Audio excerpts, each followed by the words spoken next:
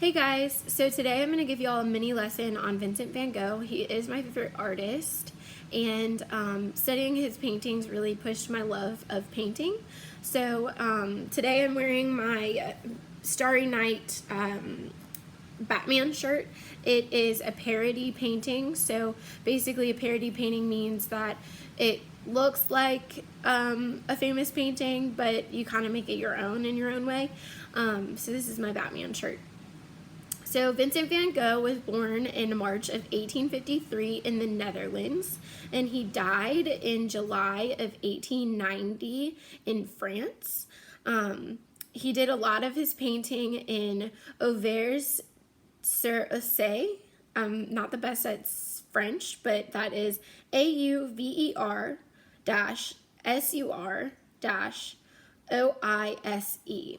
That's a little bit a ways from Paris. It's a little train ride and a small little town that he did a lot of his painting in.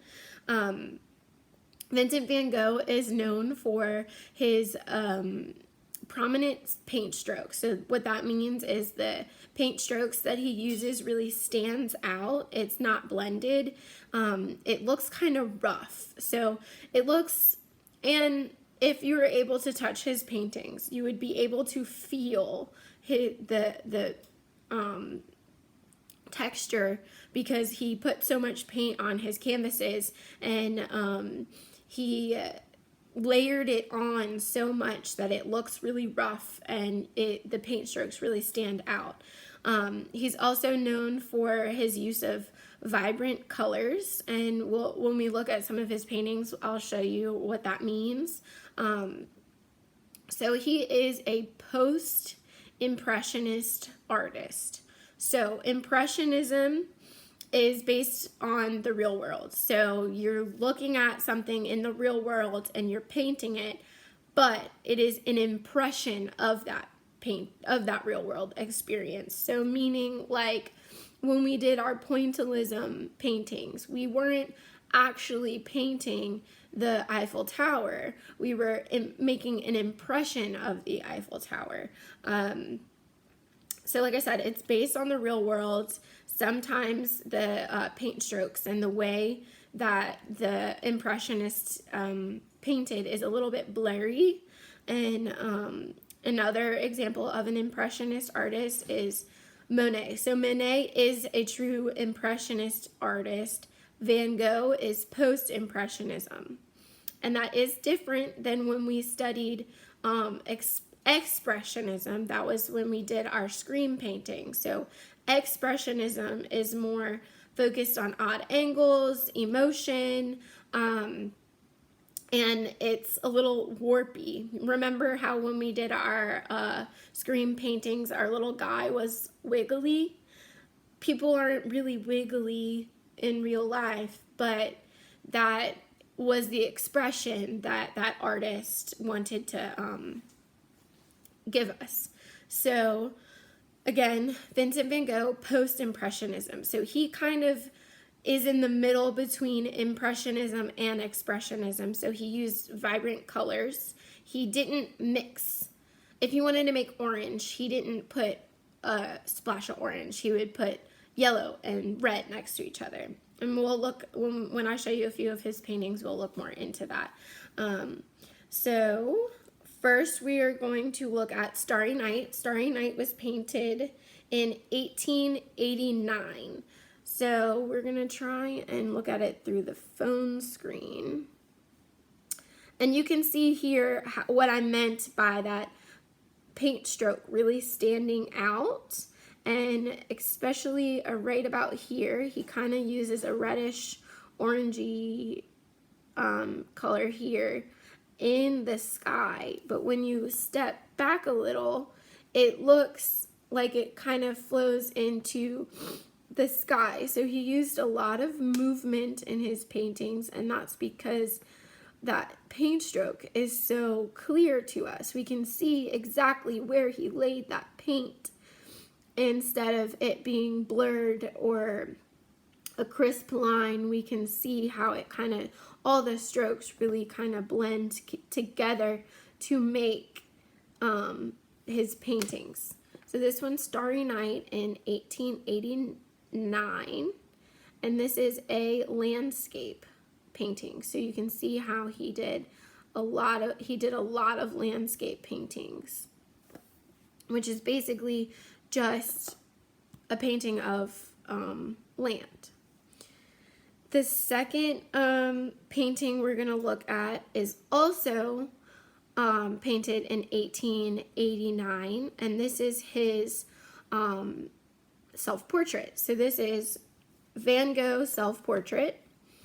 Here you can still see that paint stroke and how he kept that style of moving like swirls and moving the paint around. And even in his jacket, you can kind of see that same motion of that squiggly lines. That's why he borderlines Impressionism and Expressionism, because it is a true life. This is what he looked like. However, he didn't make everything look super realistic. It was an impression of his self-portrait. However, it has that expression of swirlies and stuff. So remember, he's post-Impressionism.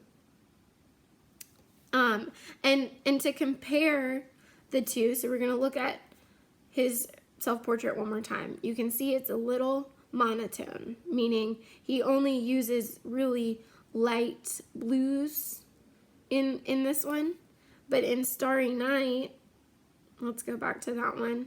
In Starry Night, he uses more color here and more vibrant colors, but this was painted in the same year. So you can see how he kind of switches up his style or his use of color depending on what he is painting. And that gives you a little bit of an impression of what he wants you to feel when you're looking at his paintings. The third painting we're going to look at is called Cafe Terrace at Night. And this was just painted a year before, in 1888. So a year before he did Starry Night and a year before he did his self-portraits, 1888. And this one I love, this one's one of my favorites because of how vibrant it is. It's beautiful. He uses a lot of complementary colors. And if we remember what our complementary colors are, they're yellow and purple, orange and blue, red and green. So complementary colors are colors that are across from each other on our color wheel. And you can see how he uses those colors to really make things stand out. You can see how this is our middle ground, our foreground, our middle ground, and our background back here. And that's how he uses the colors to show depth. But this one's a lot more vibrant than the other two that we looked at. And this is a cityscape, so that's different than the landscape we looked at. The landscape was just a vast amount of land. This is in the city, so a cityscape. And then we looked at his portraits. So portraits are people, images of people. Basically, like if you were to take a selfie, that would be a portrait.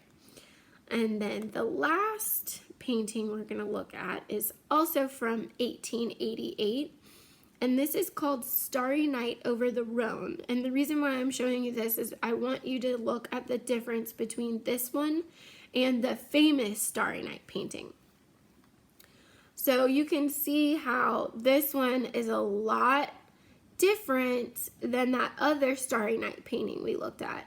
The colors are more muted. They're a little bit grayer is what I mean by muted. So that's not that vibrant yellow, it's not that vibrant blue, it's kind of a bluish green here and a little bit more yellowy white, and the blues are a little bit more blackish. So that is in 1888. And that is the same year that he did the cafe painting. So it's a little different And if you notice how he switches up his colors, that's really showing us how he took that impression of that night, or that night scene, or what he felt in that moment, and what he wants us to feel. But again, in all of them, you can see how the paint strokes are very clear to us. We can really see that paint stroke. And then the other thing I wanted to point out on this one is how different he made the stars. So in Starry Night, they're like swirls, and it's swirling and whooshing. This one is more of like an explosion. They're just like coming out at you like that. But you can really see that because he let us see that paint stroke. You can like really see, you know, that was a brush stroke. That was a brush stroke. You can see how he put his the brush strokes out at us. So overall, I want you to remember from this little lesson is that Vincent Van Gogh was a post-impressionist artist and a pioneer for expressionism. So he paved the way for people to come out and really express emotion and kind of alter that idea of really making everything true to real life. So it's exaggerated colors, vibrant colors, sometimes muted colors, to show how different he wants you to feel and the different emotions that that he wanted to capture in that moment from that painting.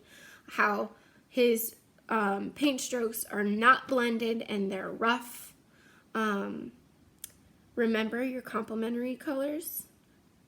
2, red and green. So remember Christmas colors, red and green are complements. Purple and yellow, LSU colors. And then orange and blue. Those are our complementary colors. So that's what he used to kind of show movement and contrast.